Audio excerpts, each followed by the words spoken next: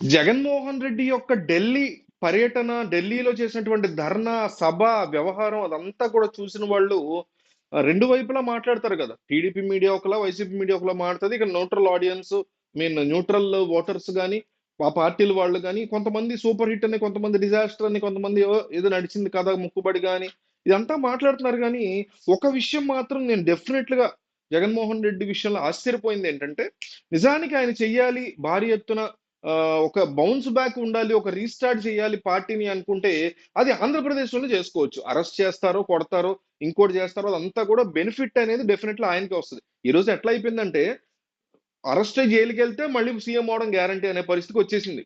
రేవంత్ రెడ్డి కావచ్చు, కేసీఆర్ కావచ్చు, జగన్మోహన్ రెడ్డి కావచ్చు, చంద్రబాబు కావచ్చు, వీళ్ళందరూ కూడా అట్లాగే ఫిక్స్ అవుతున్నారు. జనం ఎప్పుడైతే సింపతి గెయిన్ అవుతుందో మళ్ళీ అధికారం మాదే అనేటువంటి ఫిక్స్ అయిపోయారు. కాబట్టి ఏపీలో నిజానికి చేసుకోవచ్చు. కానీ నన్ను చాలా ఆశ్చర్యపరిచిన విషయం ఏంటంటే, ఆయన నేరుగా ఢిల్లీ వెళ్ళి ఢిల్లీలో చేశారు.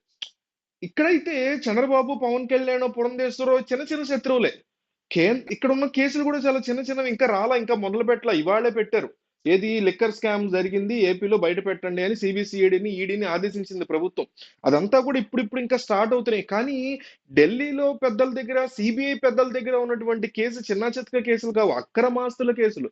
ఆ కేసులు జోలికి గనక వెళితే చాలా పెద్ద బ్లాస్టింగ్ తలకి నొప్పి అవుతుంది జగన్. అయినా కానీ ఆయన ఢిల్లీ వెళ్ళడం నన్ను ఆశ్చర్యపరిచింది. ఇది తెగువ అనాలా, తెలియంతనం అనాలా అనేది తెలియదు. మీరు సపోర్ట్ చేసేవాళ్ళు లేకపోతే యాంటీగా ఉండేవాళ్ళు అయితే మీరు చెప్పండి, ఆయన ప్లాన్ ఏంటి, అనాలిసిస్ ఏంటి, నాకైతే అర్థం కాల. సరే, ఇంకో పక్క నుంచి అఖిలేష్ యాదవ్ కానీ, శివసేనకు సంబంధించిన కూడా వీళ్ళంతా కూడా ఐఎన్డిఏ కూటమిలో అడపాదడపా ఇన్ అండ్ అవుట్ వెళ్తున్నటువంటి వాళ్ళందరూ వచ్చి జగన్మోహన్ సపోర్ట్ చేశారు. ఇట్లాంటి సిచ్యువేషన్స్ నడుస్తున్నప్పుడు ఆఖరిలో కూడా జగన్మోహన్ రెడ్డి తనకి సపోర్ట్ గా నిలబడినటువంటి వాళ్ళందరికీ కృతజ్ఞతలు చెప్పారు. అంటే ఐఎన్డిఏ కూటమిలో వాళ్ళకి కృతజ్ఞతలు తెలిపారు ఆయన. అంటే వెళ్ళడం ఆశ్చర్యపరిచింది. నేను చెప్పాను కదా, నాకు వెళ్ళడం ఆశ్చర్యపరుస్తోంది. దాంతో పాటు అక్కడ ఐఎన్డిఏ కూటమి నేతలు రావడాన్ని ఆయన ఆహ్వానించడం, ఏమాత్రం కూడా భయాన్ని చూపించకపోవడం, అమ్మో నా మీద సిబిఐ కేసులు కనుక బయట తీస్తే నా పరిస్థితి ఏంటి అనేటువంటి సిచ్యువేషన్ ఆయన చూపించకపోవడం, ఇదంతా చూసిన తర్వాత ఎయిదర్ ఆయన దగ్గర ఉన్నటువంటి రాజ్యసభ ఎంపీలని చూసి సైలెంట్ గా ఎన్డీఏ సర్కారు, నరేంద్ర మోడీ, అమిత్ షాలు అపాయింట్మెంట్ ఇచ్చి, నాయన నెత్తిన చంద్రబాబుని పెట్టుకుంటాం కానీ నిన్ను కనీసం భుజం మీదైనా లేదా ఒళ్ళైనా పెట్టుకుంటాం, నువ్వు మాత్రం పెంట చేయకు మా ఎన్డీఏని దేశవ్యాప్తంగా. ఎందుకంటే ఈరోజు ఎన్డీఏ అనే దేశవ్యాప్తంగా గ్రాఫ్ పడిపోతూ వస్తుంది. 2014లో భారీ లెవెల్లో గెలిచింది, 19లో కూడా పర్వాలేదు. కానీ 24కి వచ్చేసరికి చంద్రబాబు, నితీష్ కుమార్ల యొక్క సపోర్టు, ఈ ఎంపీల సపోర్ట్ లేకుండా ప్రధానమంత్రి మూడోసారి అవ్వలేని పరిస్థితిలో ఉన్నారు నరేంద్ర మోడీ. అట్లాంటి నరేంద్ర మోడీకి ఢిల్లీ వెళ్ళి మరి ఎన్డీఏ పక్షానికి డ్యామేజ్ చేస్తుంటే, ఎయిదర్ ఆయన మీద ఉన్నటువంటి అక్రమాస్తుల కేసులన్నీ బయటకు తీసి ఆయన ఏదో ఒక రకంగా ఇబ్బంది పెట్టాలి. ఇబ్బంది పెట్టడం అనేది నరేంద్ర మోడీకి, ఈ ప్రభుత్వాలకు కొత్త కాదు. కాంగ్రెస్ ఉన్న అంతే దేశంలో. ఈ ఈడీ గాని, సిబిఐలు గాని, సిబిసిఐడీలు గాని, ఇంకా రకరకాల సంస్థలు ఉన్నాయి. ఈ సంస్థలు అన్నీ కూడా జేబు సంస్థలుగా ఉన్నాయి కేంద్రంలో ఉండేటువంటి ఈ అధికార పార్టీ వాళ్ళకి. అది కాంగ్రెస్ అయినా చూసాం గతంలో.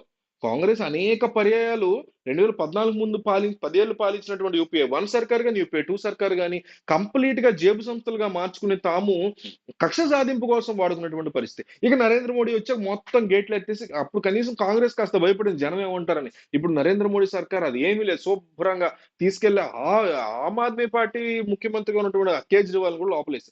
అంటే తప్పు చేయలేదు కేజ్రీవాల్, లేకపోతే కాంగ్రెస్ కక్ష సాధించినప్పుడు వాళ్ళు తప్పు చేయలేదు అట్లా.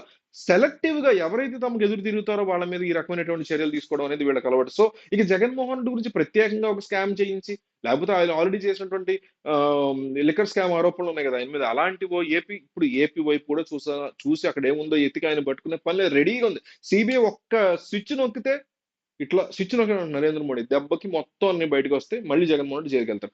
అలాంటి పరిస్థితి తెలిసి కూడా జగన్ అక్కడికి వెళ్ళి చేశారు అంటే అది ఒక తెగువ కింద చెప్పుకుంటున్నారు వైసీపీ వాళ్ళు, అది ఒక తెలియనితనం కింద చెప్తున్నారు టీడీపీ వాళ్ళు. సరే, మీకేమనిపిస్తుంది అనేది చెప్పండి. ఒకసారి మన ఛానల్ షార్ట్స్ చూడండి, రకరకాల ఇన్ఫర్మేషన్ కవర్ చేస్తున్నాను నేను.